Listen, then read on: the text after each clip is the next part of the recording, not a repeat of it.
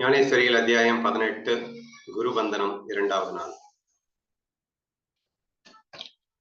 குருவை பற்றி வாழ்க வாழ்க கோஷம் போட்டுக் கொண்டிருக்கிறார் நம் குரு ஞானதேவர். நம்ம குருவை நினைத்து இந்த கோஷத்தை இடுகின்றோம். காரணம், எதை வாழ்க என்றும் அவருடைய குணங்களை வர்ணித்துக் கொண்டு நாம் வாழ்க என்று சொல்லும் போது அந்த குணங்கள் எல்லாம் நம்மில் வாழ வேண்டும். ஏன்னா ஒருத்தங்களை பார்த்து நம்ம இன்ஸ்பயர் ஆகும் போதே என்ன ஆகும் அப்படின்னா அவங்கள மாதிரி நம்ம ஆகணுங்கிறது ஆட்டோமேட்டிக் ப்ராசஸ். எந்த அளவுக்கு ஒருத்தர் இன்ஸ்பயர் ஆகணுமோ அந்த அளவுக்கு நாம அந்த மாதிரியே மாறிடுவோம் அப்படிங்கிறது தானே ஃபேக்ட். ஸோ அந்த ஒரு அடிப்படையில நீங்க இந்த விஷயத்த கேட்கணும். ஓகே, நெக்ஸ்ட், தானாகவே பிரகாசிக்கின்றவராய். ஸ்வயம் பிரகாஷ் அப்படின்னு சொல்லிட்டு ஒரு வேர்ட் இருக்குங்க. ஸ்வயம் பிரகாஷ் அப்படின்னா என்ன அர்த்தம்? பெஸ்ட் எக்ஸாம்பிள் சூரியன் அப்படின்னு சொல்லலாம். ஏன் சூரியனை ஸ்வயம் பிரகாசம் அப்படின்னு சொல்றோம்னா, இந்த உலகத்துல நீங்க எந்த ஒரு விஷயத்தை பார்க்கணும்னாலும் பிரகாசத்தை வச்சுதான் பார்க்க முடியும். சூரிய பிரகாசத்தை வைத்து நீங்கள் வேறு ஒரு பொருளை நீங்கள் கண்டு மகிழ்கிறீர்கள். இன்னைக்கு நம்ம பார்க்குற எல்லா விஷயமே சூரிய பிரகாசத்தை வச்சுதான் நம்ம பார்க்கிறோம் இல்லையா? ஆனா சூரியனை எதை வச்சு பார்க்கிறோம் அப்படின்னா, சூரிய பிரகாசத்தை வச்சே சூரியனை பார்க்கிறோம் இல்லையா? சுயம் பிரகாசமாக இருப்பது எதுன்னா சூரியன் மட்டும்தான். மீதி எல்லாமே அதன் பிரகாசத்தை கொண்டு மற்றொன்றை நாம் பார்க்கக்கூடியவராக இருக்கின்றோம். சரியா? அப்ப அந்த சூரியன் எக்ஸாம்பிள் சுயம் பிரகாசத்துக்கு புரியும்னு நினைக்கிறேன். இப்ப என்ன சொல்லியிருக்காரு, குருவை வர்ணிக்கும் போது தானாகவே பிரகாசிக்கின்றவராய் அப்படின்னா சூரியனை போன்றவராய் இருக்கின்றார். அப்படின்னா என்ன அர்த்தம்? குருதான் என்னை பிரகாசிக்க செய்கின்றார். ஆனால் குரு சுயம் பிரகாசமாக இருந்து என்னை பிரகாசிக்க செய்கின்றார். சரியா? அப்ப குரு எப்படி பிரகாசிக்கிறார் அப்படின்னா, அவர் சுயமாகவே பிரகாசிக்கின்றார். பிரகாசமே அவர்தான். அவரே பிரகாசமாயிருந்து உலகை பிரகாசிக்க செய்கிறவர். என் அசுர குணங்களை போக்கி எனக்கு நற்குணங்களை கொடுத்து என்னை ஞான ஒளியிலே திளைக்க வைப்பவர், என்னை பிரகாசிக்க செய்பவர். அவரோ சுயம் பிரகாசியானவர். இப்ப நான் யாருன்னா, நான் அவர் பிரகாசத்தை கொண்டு நான் பிரகாசத்தை பெறுகின்றேன். ஆனால் அவரோ சுயமாகவே பிரகாசிப்பவராக இருக்கின்றார் அப்படிங்கிறத புரிஞ்சுக்கணும். ஸோ இது முழுக்க முழுக்க குருவை பற்றின வர்ணனை அப்படிங்கிறது அந்த இருப்பதே ஒன்று அந்த பரபிரம்ம தத்துவத்தை பற்றின வர்ணனையாக இருக்கும். இந்த பரபிரம்மத்தை குருவோட தான் சொல்லலாம், ஈஸ்வரனை குருவோட சொல்லலாம். இப்படி அந்த பிரம்ம தத்துவத்தை நாம் வர்ணிப்பது போன்றுதான் இந்த குருவாகவே மாறிவிடும். இந்த முழுமையான பிரம்ம ஞானத்தை அடைந்து விட்ட அவர்கள் இந்த பரபிரம்மமாகவே மாறிவிடுகிறார்கள். அப்படிங்கிறதுனால இந்த பிரம்ம தத்துவத்தோட இது பொருந்துற மாதிரி இருக்கும் அப்படின்னு புரிஞ்சுக்கோங்க. ஓகேவா? ஜகத் என்னும் மேகம் தோன்றி மறைந்து போவதற்கு இடமான ஆகாசமானவராய் உலகங்கள் உண்டாய் நிலை பெறுவதற்கு ஆதாரமாய் ஏற்பட்டு மூலஸ்தம்பமாய் ஒவ்வொன்னா பார்க்கலாம். ஜகத் என்னும் மேகம் தோன்றி மறைந்து போவதற்கு இடமான ஆகாசமானவராய். அதாவது மேகம் அப்படிங்கிறது இந்த ஆகாயத்துலதான் வரும், கொஞ்ச நேரம் கழிச்சு காணாம போயிடும். இந்த உலகம் அப்படிங்கிறது வருது போகுது. இந்த உலகத்துல ஏதாவது நிலையா இருக்கா என்ன? எதுவுமே நிலையா இருக்கிறது இல்ல.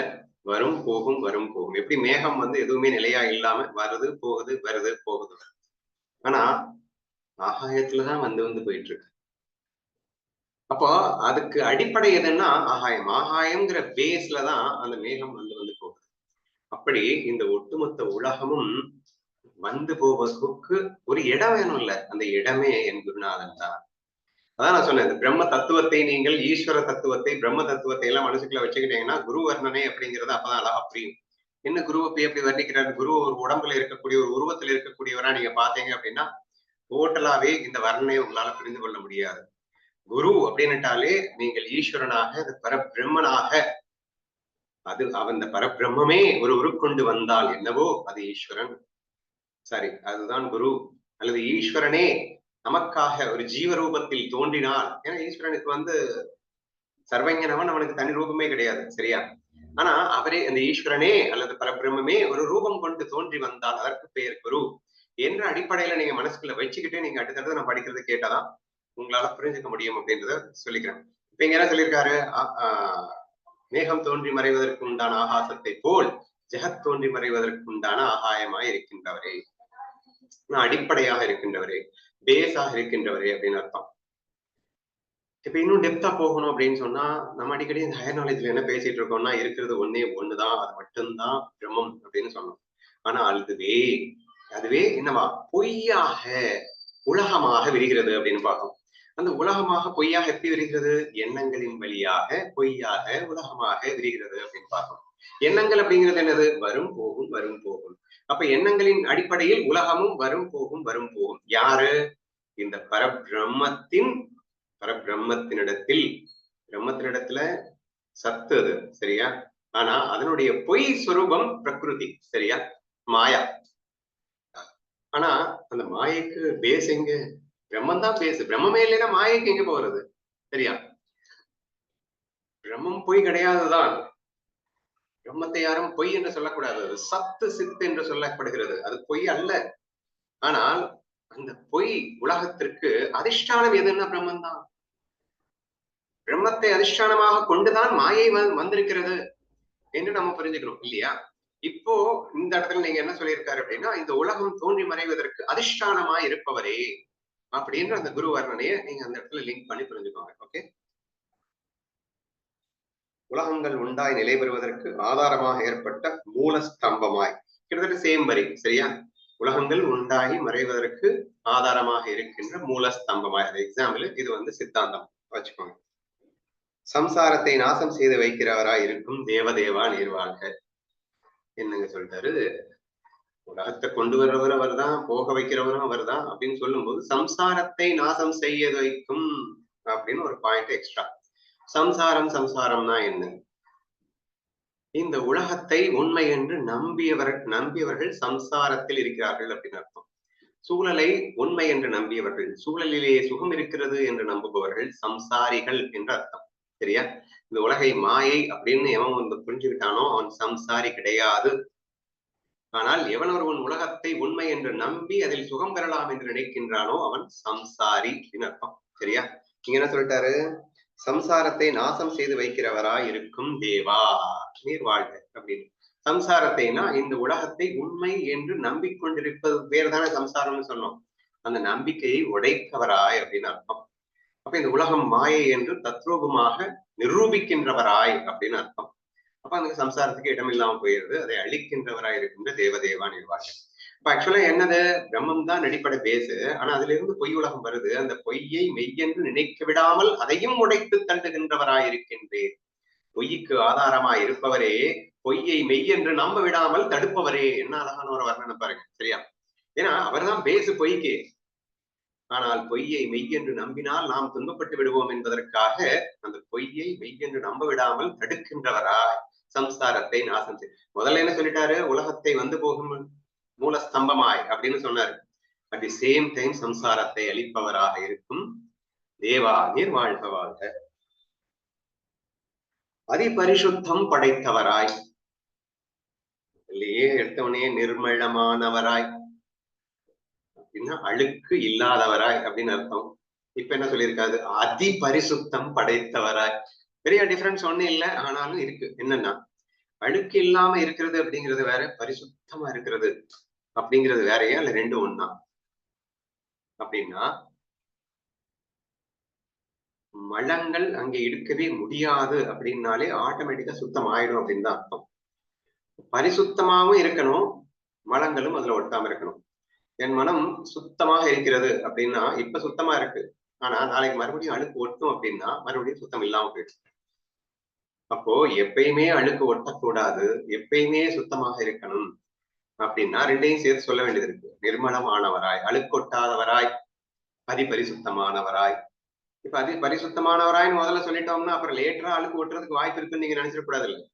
அப்போ என்றைக்கும் அழுக்கு சேராதவராய், அதிபரிசுத்தமானவராய். ஒரு தடவை தொடச்சு வச்சுட்டேங்க அப்படின்னா அதுக்கப்புறம் அவ்வளவுதான், என்னைக்குமே அது பரிசுத்தமா தான் இருக்கும் அப்படிங்கிற மாதிரி. நான் இன்னைக்கு ஹிப்னாட்டிசம் அப்படிங்கிற பேர்ல வந்து சப்கான்சியஸ் மைண்ட் நாங்க அப்படி மாத்திடுவோம்லாம் சொல்லுவாங்க. அந்த மாதிரி மாத்துறதுனால பெர்மனண்டா சொல்யூஷன் கிடைக்குமா? நான் இருக்கேன், என்னுடைய தாட்ஸை இன்னொருத்த வந்து மாத்தி வைக்க முடியுமா? அப்படியே மாத்தி வச்சாலும் அடுத்த செகண்ட் நான் மாத்திக்கணும்னு நினைச்சேன்னா அது நிலைக்குமா? சோ இதெல்லாம் நீங்க சிந்திச்சு பார்த்தீங்க அப்படின்னு சொன்னா, குருவே வந்து அப்படி நெத்தி பொட்டுல தொட்டு உன்னை வந்து அப்படியே பியூர் ஆக்கிட்டாரு அப்படின்னா, உன் மனம் அழுக்காக இருக்கின்ற பட்சத்தில் நீ மீண்டும் அழுக்குலதான் போய் விழுவ.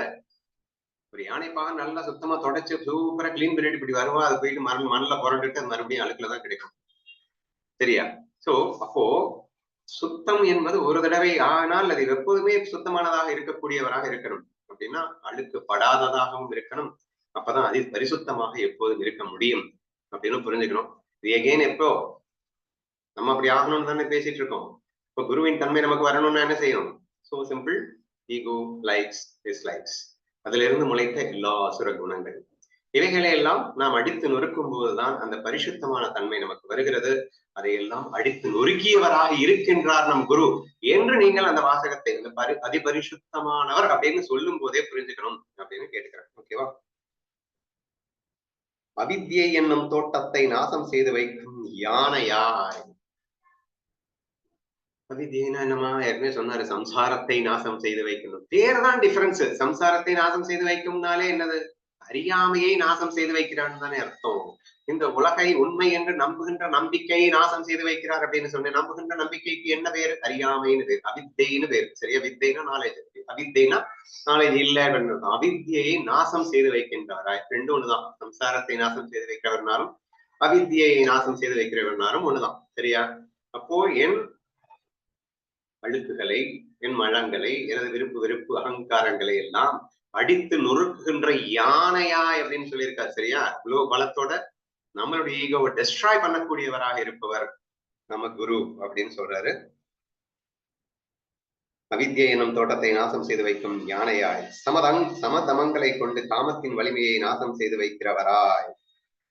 சமதமங்கள் அப்படின்னா என்ன?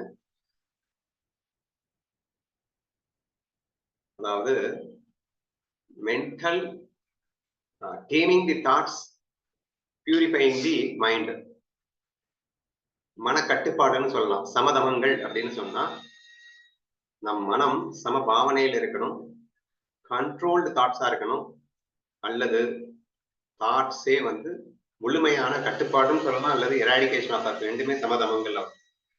என்ன வருது நெல்லுன்னு நிக்கணும். என்ன ஓடுற எண்ணத்தை டே நெல்லு அப்படின்னு சொன்னா அந்த எண்ணம் அப்படியே நின்னுச்சு அப்படின்னு சொன்னா நீங்க சமதமங்கள் இருக்கீங்கன்னு அர்த்தம். சமம்னா அனைத்தையும் சமமாக பார்க்கிறது, தமம்னா நில்லுன்னா நிக்கிறது. கண்ட்ரோல். ஒரு யானை பாகனை, யானை வந்து அவன் சொன்னதெல்லாம் கேட்கும். அது அவ்வளவு பவர்ஃபுல்லா இருந்து என்ன செய்யுது? இவன் சொன்னதுதான் அது கேட்கும். அந்த மாதிரி உங்க மைண்ட் எவ்வளவு பவர்ஃபுல்லான இருந்துட்டு போட்டோம், ஆனா நீங்க சொன்னதான் அது கேட்கணும். அப்படிங்கிற மாதிரி இருந்தா தானே காமத்துல இருந்து ஜெயிக்க முடியும். ஏதாவது ஒரு பொண்ணை பார்த்துன்னா ஆளு பின்னாடி ஓடிக்கிட்டே போகுது அப்படின்னா நெல்லுன்னு சொன்னா நிக்கணும்ல. அப்போ நிக்க வைக்கின்றவரா எதை வச்சு? சமதமங்கள் என்ற அந்த அற்புத ஞானத்தை எனக்கு கொடுத்து காமம் என்பதை வேரோடு வெட்டி கல்லு சாய்க்கின்றவராய் இருக்கின்ற என் குருநாதா அப்படின்னு நம்ம குரு அவரை பார்த்து வர்ணிக்கிறார். சரியா? சமதமங்களை கொண்டு காமத்தின் வலிமையை நாசம் செய்து வைக்கிறவராய், தயையால் நிறைந்து கடலாய் இருக்கும் தேவா நீர் வாழ்க வாழ்க. தயைக்கு எக்ஸாம்பிள் என்ன காட்டுறாரு? கடல். கடல் அளவு தயை, அன்இமேஜினபிள் தயை. தயைனா என்ன? தயை அப்படின்னா மன்னிக்கின்ற குணம் அப்படின்னு சொல்லலாம். நம்ம தவறு பண்ணாம இருக்க முடியாது. ஆனா சிஷ்யர்கள் எவ்வளவு தவறு பண்ணாலும் அதை மன்னிக்கின்ற குணத்தில் இருப்பவர் தான் அந்த தயை பொருந்தியது அப்படின்னு நான் புரிஞ்சுக்கிறேன். சரியா? நிறைய பேர் தயை அப்படின்னு சொன்னா குரு வந்து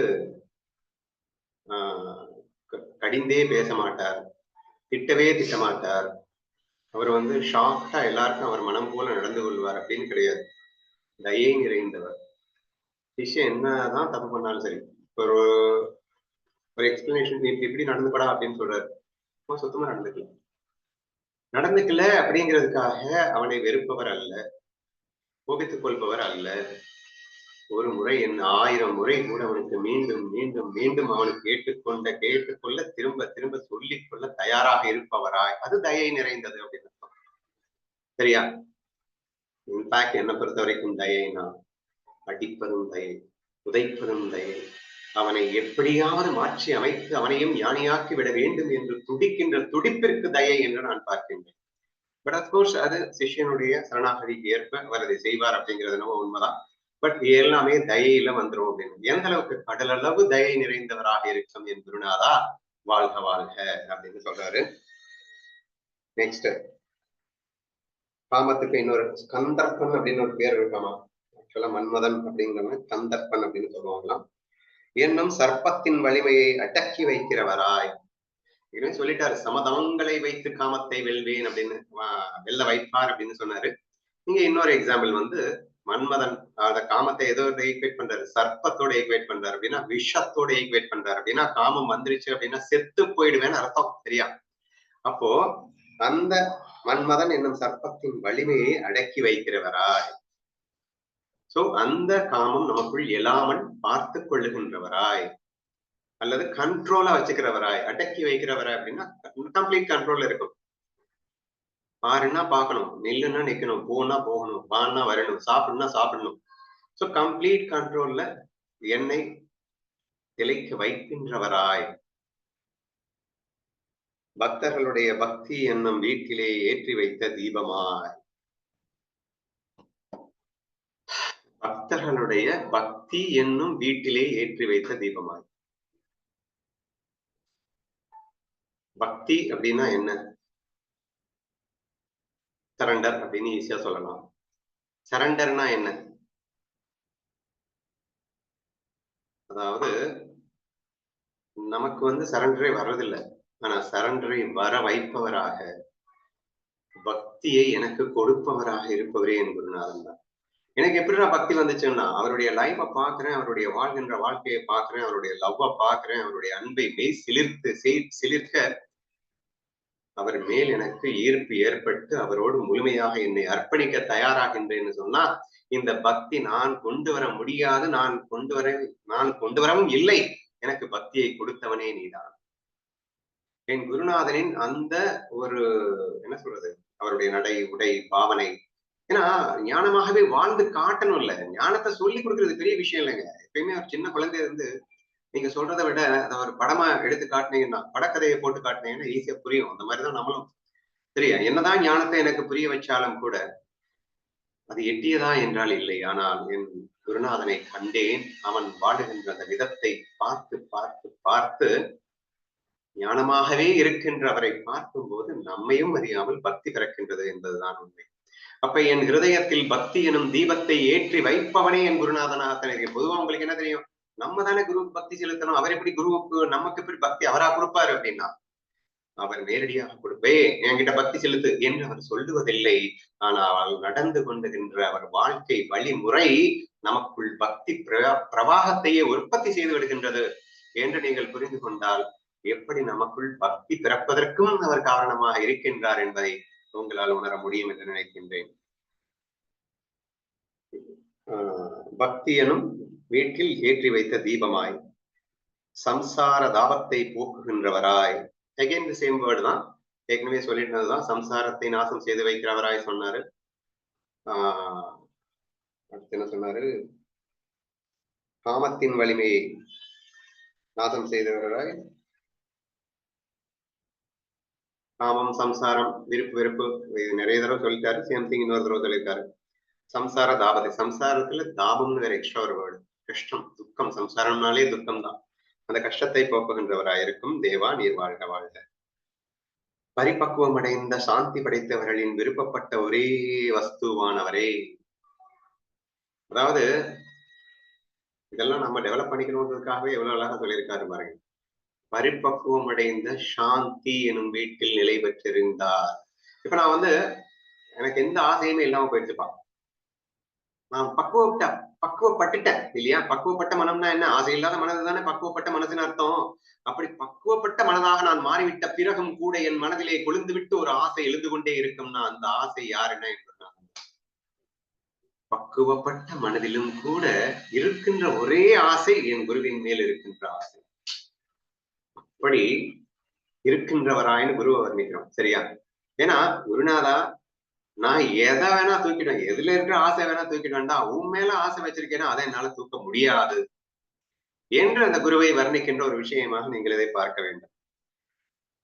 பக்குவமடைந்த சாந்தி படைத்தவர்கள் விருப்பப்பட்ட ஒரே வஸ்துவானவரா, ஏன்னா வேற எந்த இதுலயும் ஆசை இருக்காது அவங்களுக்கு. சரியா?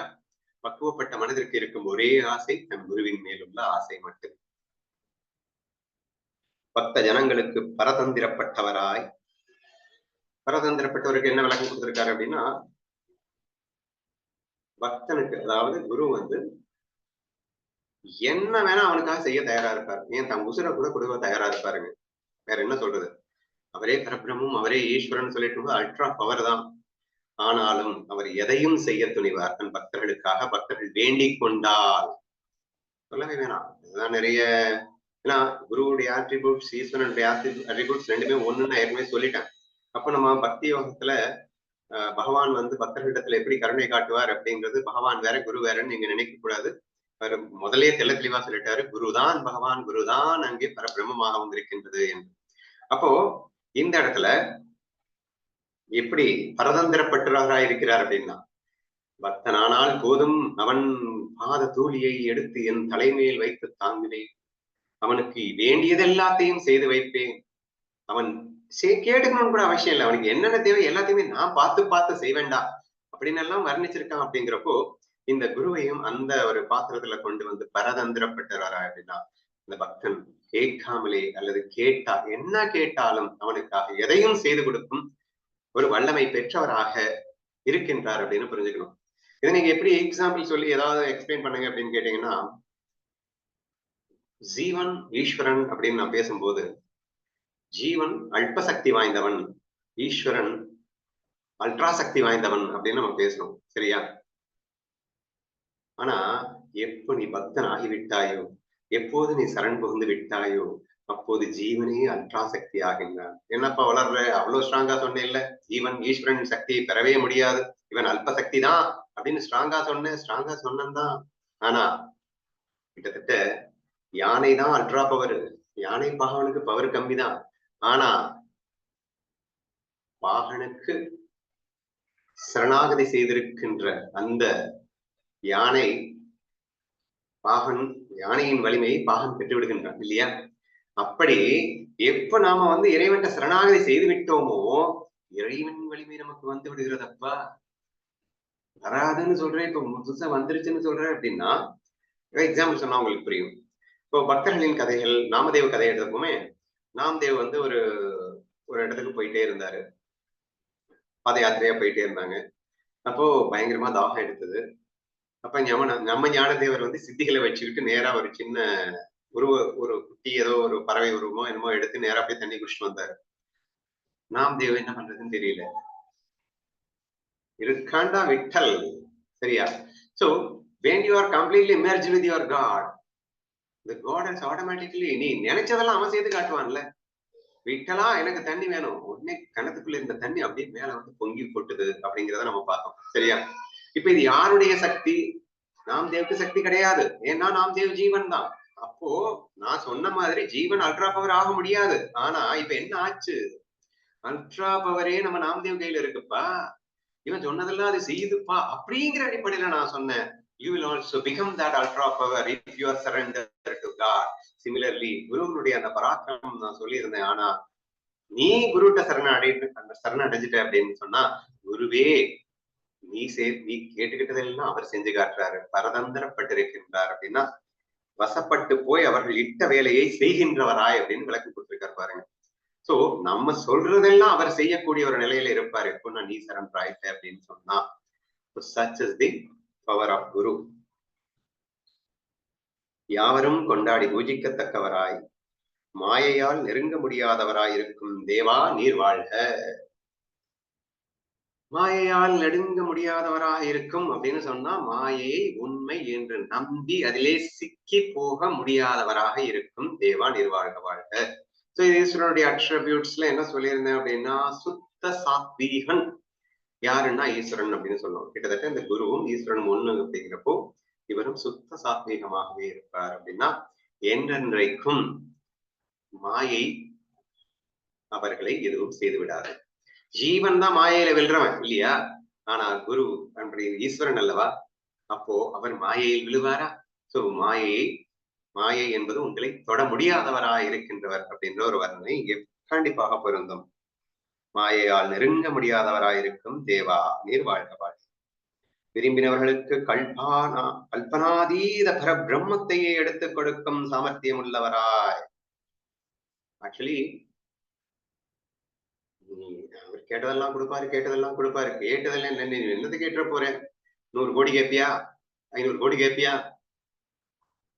உலகத்திலே இல்ல, நான் வந்து உடம்பு ஆரோக்கியமா இருக்கணும்னு கேட்பியா? என்ன வேணா கேட்டுக்கோ.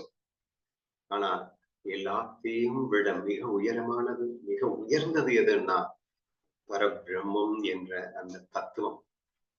உன்னை பரபிரம்ம தத்துவமாகவே மாற்றுவார், உன்னை அவராகவே மாற்றி விடுவார்.